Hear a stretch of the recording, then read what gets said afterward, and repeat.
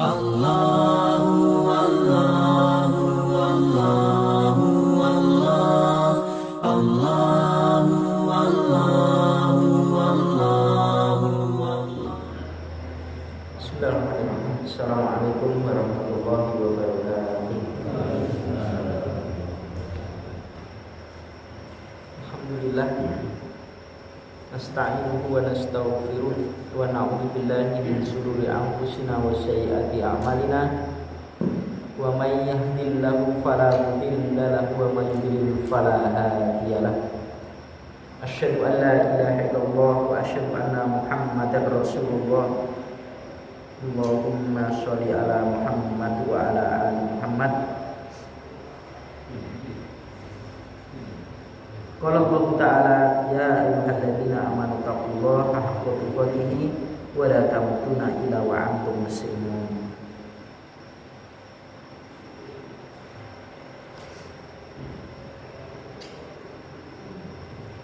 Babu al-li'ani, bab tentang sumpah saling melaknat di antara suami dan istri. Bab tentang keluarga, ya, tentang hubungan suami istri di mana ada gejolak dan pernah juga dialami oleh para sahabat ini kejadian-kejadian yang mungkin kalau kita pelajari di bab ini seolah-olah memang sahabat satu dengan lainnya itu memang ya namanya juga manusia biasa, ya, ada kekurangan dan kekurangan, itulah mereka itu saling memberikan satu nasihat sama yang lain, dan lebih baiknya mereka itu adalah segala sesuatu permasalahan yang dilaporkan kepada Rasulullah SAW, minta hukum kepada Rasulullah SAW. Terus kita jangan gampang-gampang membandingkan kita ini dengan para sahabat. Kalau para sahabat itu ada kelemahan, kita jauh lebih ada kelemahannya lagi, ya. Dan alangkah kita ini lebih mengenaskan lagi kalau beberapa orang yang menjadikan satu mereka berbuat dosa itu dianggap satu ringan, wawahayin. Mereka itu menganggap dia itu adalah suatu yang hayin, yang remeh, sehingga berterus-meneruslah mereka itu berbuat dosa. Nah, kita mestinya menilai akan diri kita sendiri. Jadi walaupun bagaimana juga, ya, sahabat itu kekurangan, tetapi kita jauh lebih banyak kekurangannya dibandingkan sahabat itu. Dan sahabat itu kan kekurangannya kemudian matur sama beliau Rasulullah SAW. Kita kan mungkin disebut ya ditanyakan kepada ulama, ulama yang mana kalau di era sekarang kan begitu, masing-masing mereka mengaku dirinya sebagai ulama dan lain sebagainya. Kata salah buat kita ini sederhana dalam belajar ini ingin memperbaiki diri sendiri, tidak belajar menginginkan satu yang lainnya, ya.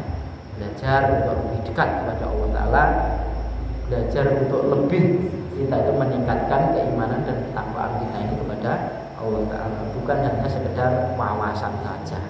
Ilmu itu bukan sekedar wawasan, tapi jauh lebih dari itu, ya, ini untuk kita rasakan dalam hati ini, dan selebihnya kita untuk mengamalkannya. Kalau hal-hal yang tidak mendapati dalam rumah tangga kita, paling tidak kita ini sudah dapat ilmu. Masa tidak saling melaknat suami istri, kita kan ada ilmu. Yarfa'ul alladziina amanu minkum walladziina utul ilma darajat. Ya. Allah mengangkat derajat orang beriman, dan lebih mengangkat lagi derajatnya orang-orang yang beriman yang berilmu dengan beberapa derajat di hadapan Allah Ta'ala dan kelebihannya. Baiklah, kita lihat hadis yang nomor 2 dari bab, atau hadis yang ke-953. Wa anhu, dan darinya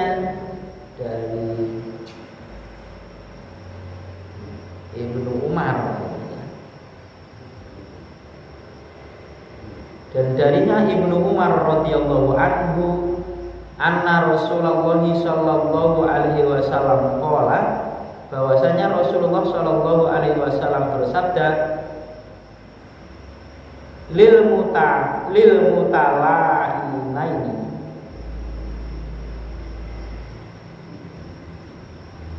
dua orang yang saling melaknat, dua orang maksudnya suami istri, itu hisab hukumana,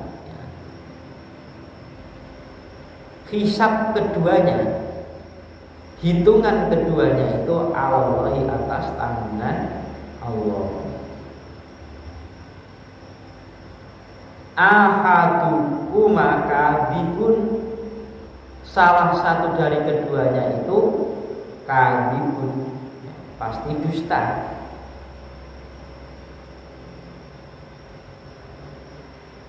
La sabila laka alaiha, la tidaklah sabila ada jalan laka untukmu, wahai laki-laki yang dimaksud suami, alaiha atasnya istri.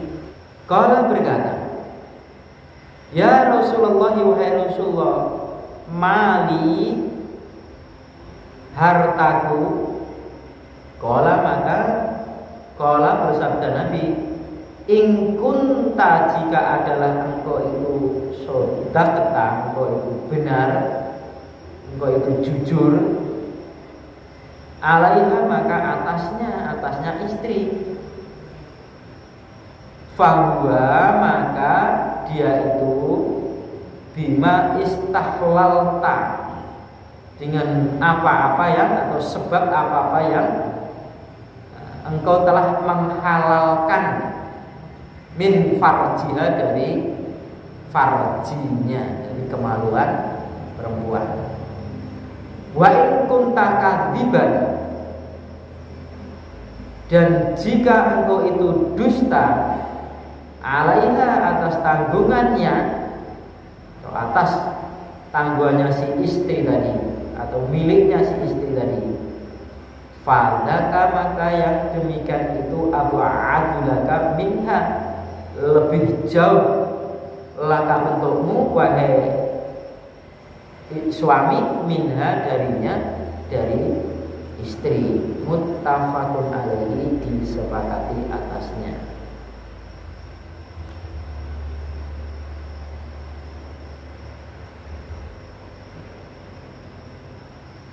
Ini masih ceritanya Uwaimir al-Ajlan itu ya.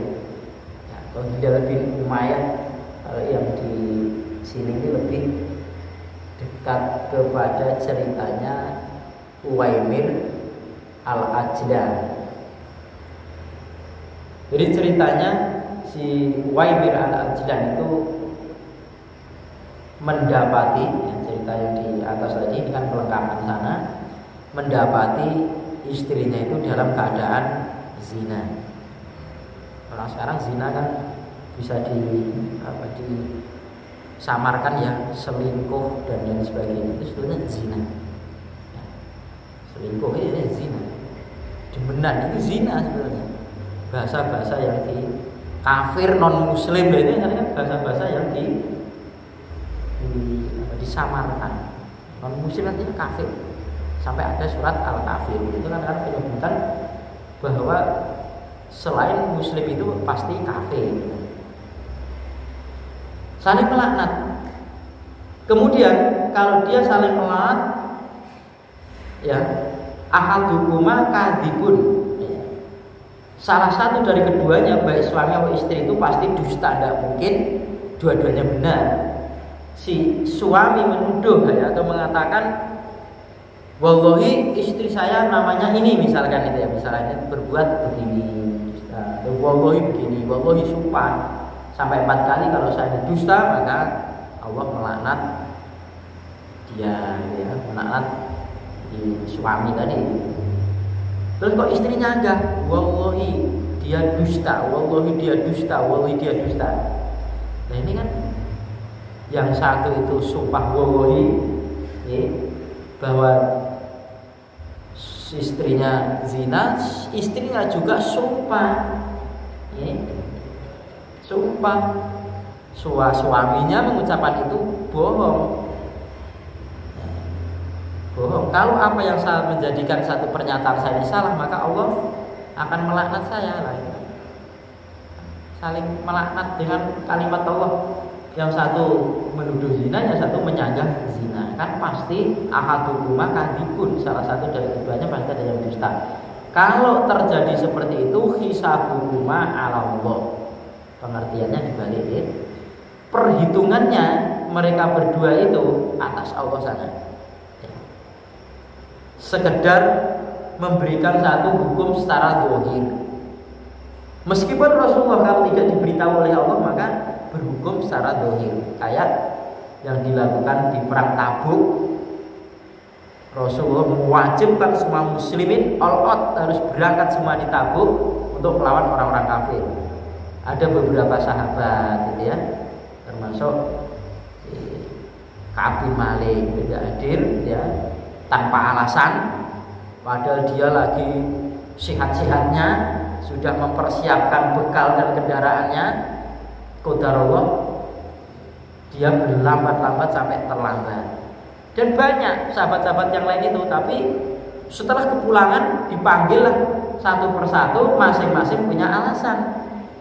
Kata Ka'ab bin Malik, seandainya saya itu mau berdusta pada Rasulullah, saya bisa kalau saya ahli dalam berdebat.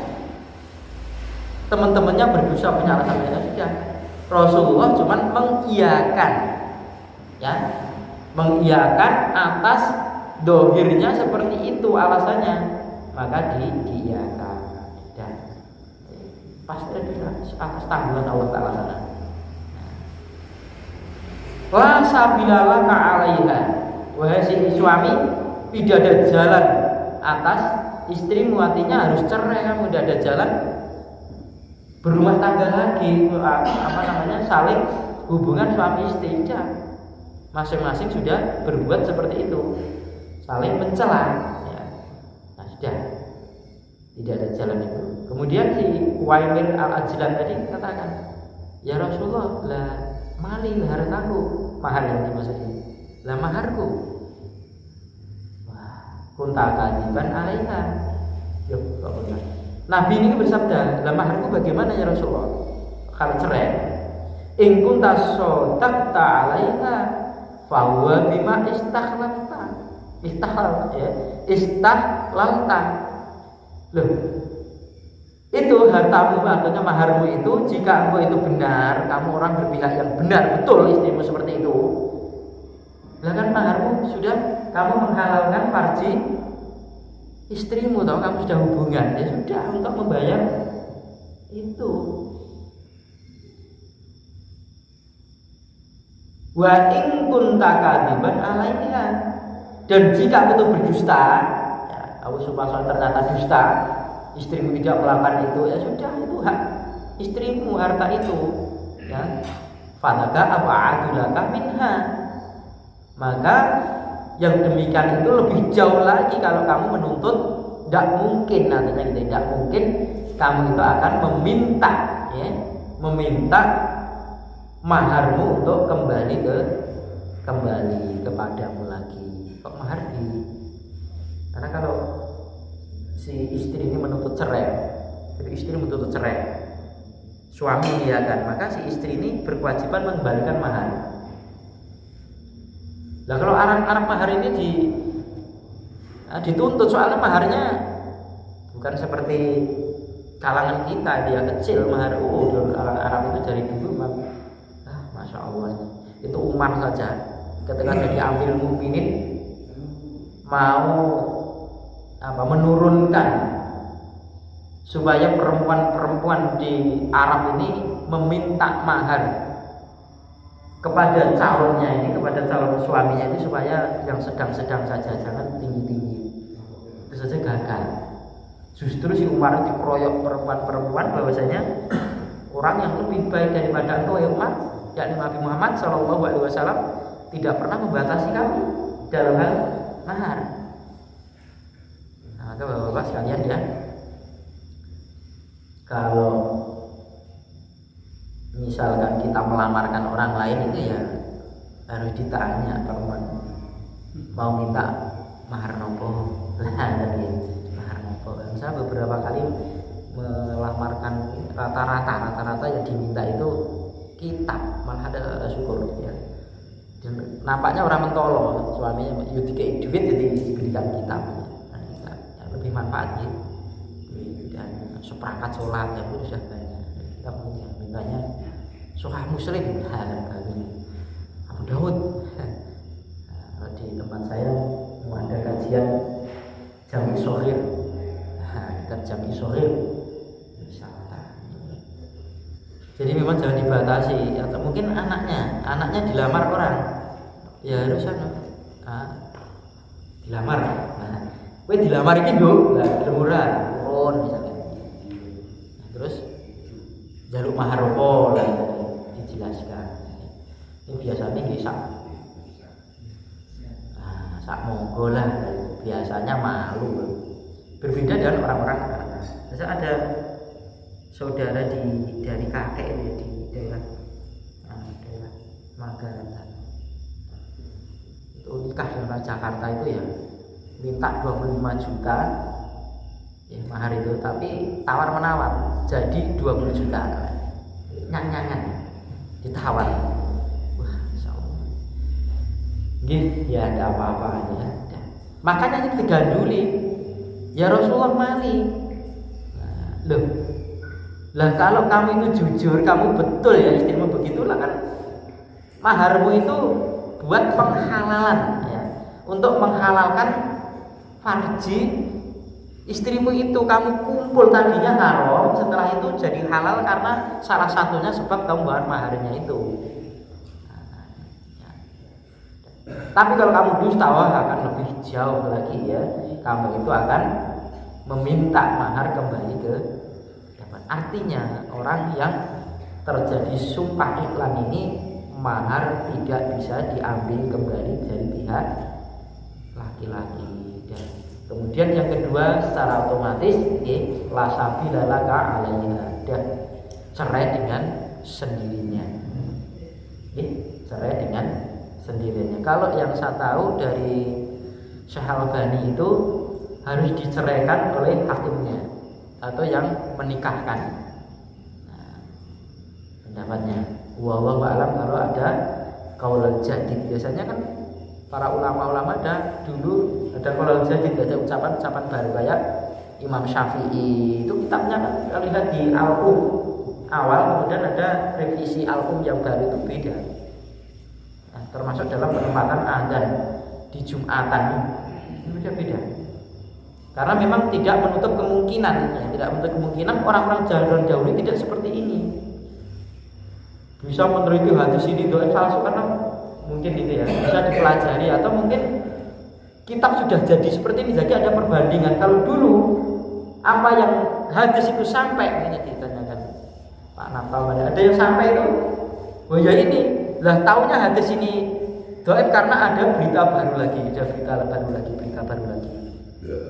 Masya Allah kan begitu ya, berita-berita. Maka bahkan Imam Bukhari pun tidak semua hadisnya yang dia bawa itu adalah sahih, itu disendirikan berapa ribu hadis ya, terus 6.000 sekian yang dibuat 4 jilid itu yang sahih, kemudian yang lainnya disendirikan semuanya ya. Kalau kita kan lebih hati. Kalau orang dulu kan nyari hadis itu Masya Allah, bukan diam diri dapatkan satu hadis yang pernah 1 bulan Imam Bukhari itu perjalanan. Masya Allah meneliti hadis itu. Ya Allah. Kalau kita 1 malam belajar, apalagi kalau ada dulu ya di Klaten di daerah Kepringan itu ada kajian 1 malam itu tiap hari-hari besar, hari-hari yang dibesarkan oleh orang-orang ya sebagian muslim gitu, cuma membesarkan hari-hari yang tidak besar dipakai untuk kajian. Itu mestinya dapat beberapa hadis itu. Dan lain sebagainya. Di saudara kita katanya bisa menyelesaikan kitab Sahih Bukhari 4 jilid itu ditempuh dalam waktu 1 bulan ketika bulan Ramadan. Masya Allah. Pemahamannya piye? Ya saya tidak tahu. Nah, itu saudara-saudara kita juga seperti itu. Mestinya ngebut ya. Pemahamannya ya wallahu a'lam. Saya tidak mengalami. Saya merasa rekoso kalau gitu ya. Angin dan wa an bin Anas wa an Anasin dan dari Anas bin Malik anna Nabiya sallallahu alaihi wasallam bahwasanya Nabi sallallahu alaihi wasallam qala abshiruha, perhatikanlah atau lihatlah ya. Perhatikanlah perempuan fa'ina ja'at, maka jika datang si perempuan tadi bihi dengannya abyadho putih sabeton, apa sabeton kan lurus ini, lurus rambut ini ya.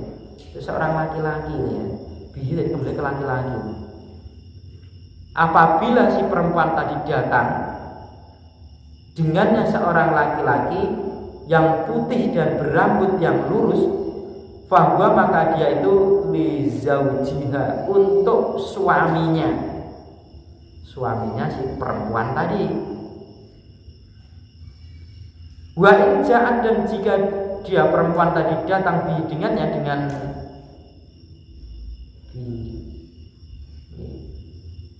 laki-laki akhala, yang bercela, yang mata hitam masih celah.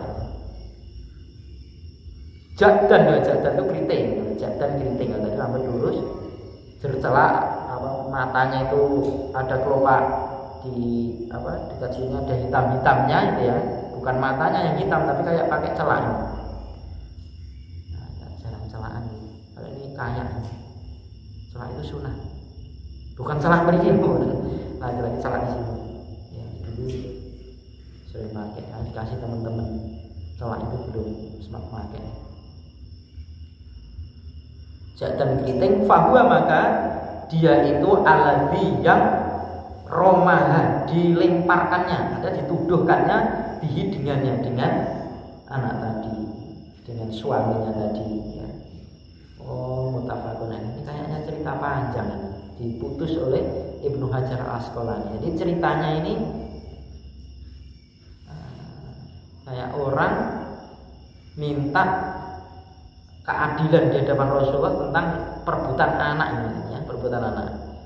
Jadi jahat di sini membawa, artinya anak yang dilahirkan oleh seorang perempuan. Nah, ini dengan dimasukkan dalam bab ini karena mungkin saling menuduh. Wah, ini kok anak ini kok tidak mirip saya lah, berarti nyeleweng lah ini, sudah nyeleweng. Sudah, ini gimana ya Rasulullah? Sudah gini aja. Ini kalau perempuan nanti membawa anaknya, kalau sudah masih hamil, nanti kalau sudah melahirkan, kok dia putih kulitnya, terus rambutnya lurus, maka dia itu milik suami dia. Artinya istrinya tidak selingkuh.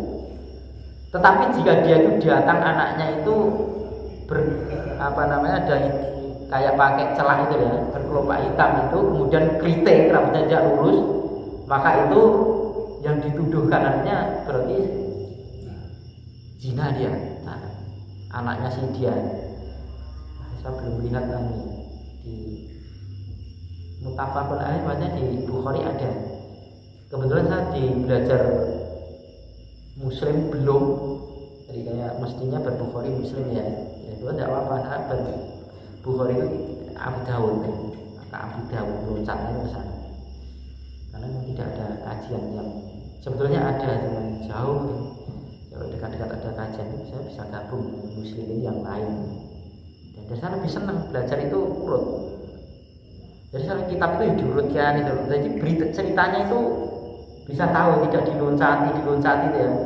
Atau kajian bikin judul apa atau tematik terus kemudian nyomot sini itu ya, kemudian nyomot dari sini. Apalagi dalam comot-comotan itu kemudian untuk mendukung pahaman dia. Wah, ini tambah salah.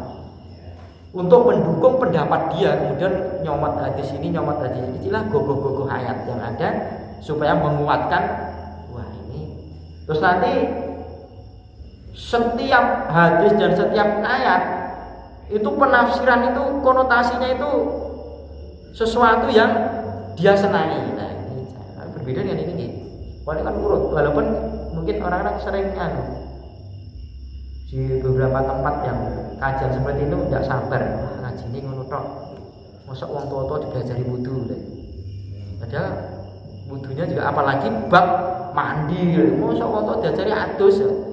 Nah, ternyata mandi junub tidak sesuai dengan sunnah kan. Urut, jadi tidak dilompat-lompati. Saya lebih senang seperti itu. Al-Quran juga begitu. Nah, kembali ke sini, jadi ceritanya suami ini menuduh istrinya zina, ya, kemudian istrinya ini tidak mengakui, kemudian diadukan kepada beliau mungkin gitu ya, kepada Nabi, kemudian harus didelok wae. Nek wong wadon kuwi lahir nggawa bayine iki rambutnya lurus, kulitnya putih kan iki sing duwe kan bojone pun. Nah, itu namanya bukan tidak selingkuh. Tapi kalau ada hitam-hitamnya itu ya ini kayak pakai celak itu, terus kemudian rambutnya keriting.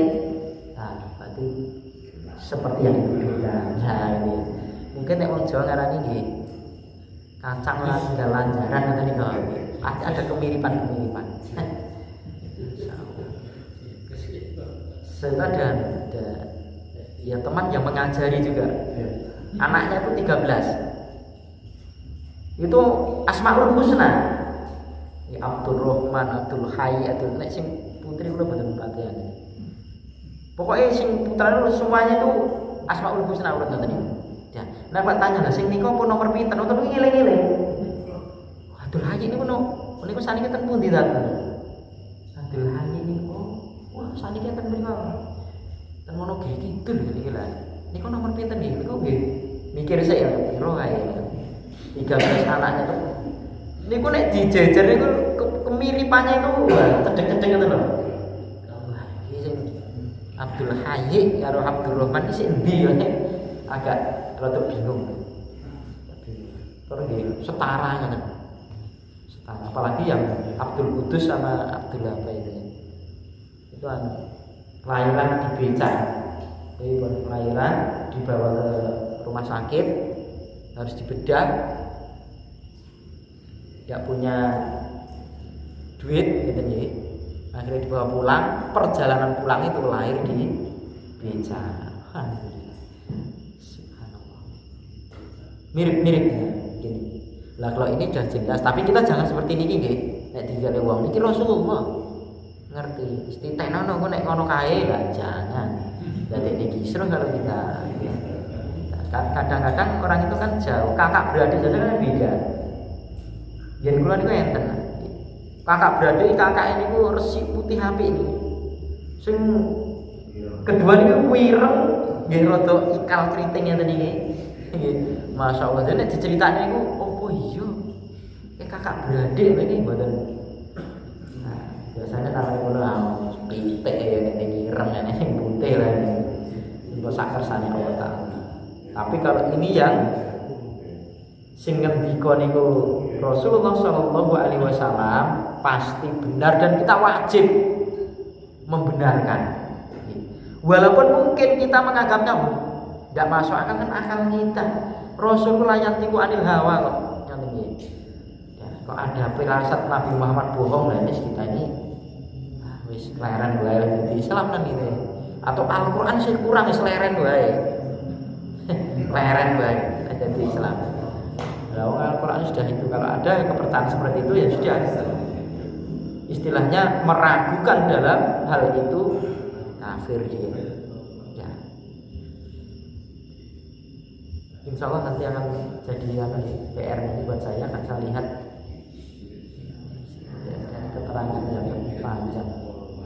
ceritanya pun.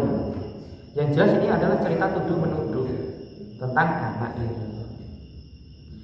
Wa Ibnu Abbas radhiyallahu anhu dan dari Ibnu Abbas radhiyallahu anhu anna Rasulullah sallallahu alaihi wasallam bahwasanya Rasulullah sallallahu alaihi wasallam marra beliau lewat rajulan pada seseorang beberapa orang laki-laki an yawwa bahwa supaya meletakkan yadahu tangannya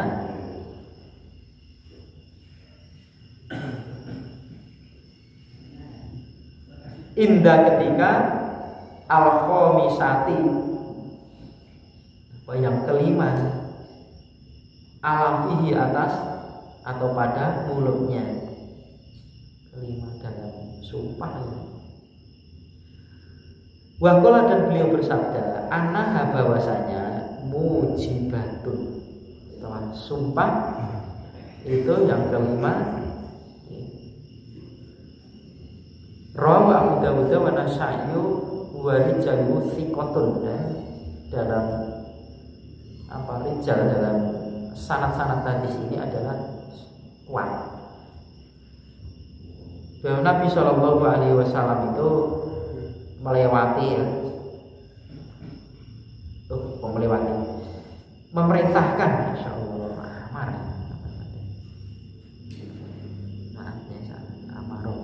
beliau memerintahkan kepada seorang suami rajulan ini maksudnya supaya meletakkan tangannya ketika sumpah yang kelima. Kenapa dijabat tangannya kayak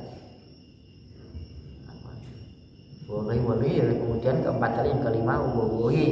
Kalau saya ucapan saya bohong maka Allah begini ya.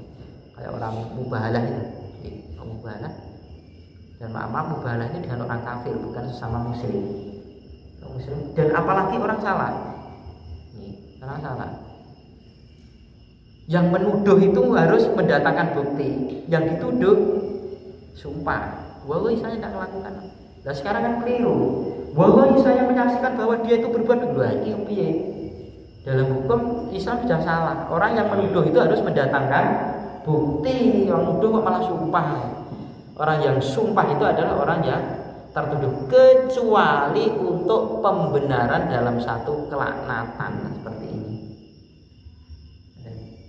Laknatnya sebenarnya tidak boleh kan laknat dirinya sendiri. Ini karena sebagai persaksian untuk sesuatu hukum had sebetulnya. Kan tuduh betul buktinya kan bilang tuduh.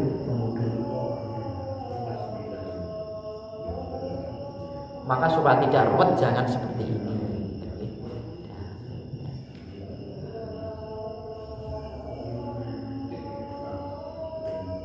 Meletakkan supaya meletakkan tangannya ketika yang kelima pada mulutnya begini malah.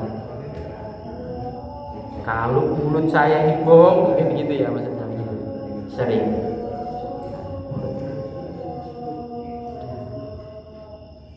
Inaha mujibatun maka sungguhnya persumpahan tadi ijabahnya dalam persumpahan. Insyaallah. Ternyata segitu rumitnya dalam hal rumah tangga ini perlu dijaga jangan sampai menjadikan satu polemik dalam rumah tangga ini kemudian terjadilah perceraian dan perceraian itu membawa masalah. Bagaimana kalau perceraian tidak bikin masalah atau tidak ada masalah setelah cerai? Mestinya kalau memang betul-betul tidak bisa dipertahankan harus cerai karena satu sama suami istri sudah tidak bisa mencapai dalam tujuan rumah tangga. Sudah tidak ada kecocokan, tapi jangan sampai orang perceraian kayak musuh. Ketemu aja jangan nggak mau nanti. Terus anak-anaknya ke bapaknya tidak boleh sama itu. Cuma yang ikut ibu mau ketemu bapaknya tidak boleh, yang ikut bapaknya mau ketemu ibunya tidak boleh, apalagi disamarkan. Terus saya beritahu ada orang mengadopsi anak ke saudaranya. Ketika mau menikah, itu binnya itu bin sing ngadopsi. Lah kadang ini pun tertulis ten akte kartu keluarga pripun lha pun kelelekke meskipun teng kartu keluarga teng namanya teng akte kelahiran seperti itu hawa mboten butuh niku. Nah akhirnya bagaimana? Memang jujur kali KUA-ne. Memang jujur kali KUA-ne.